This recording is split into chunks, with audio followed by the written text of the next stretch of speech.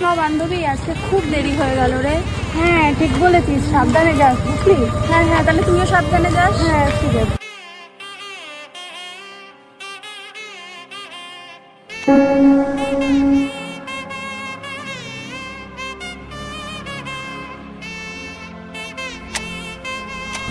কি মামনি, এত রাত্রে কোথায়?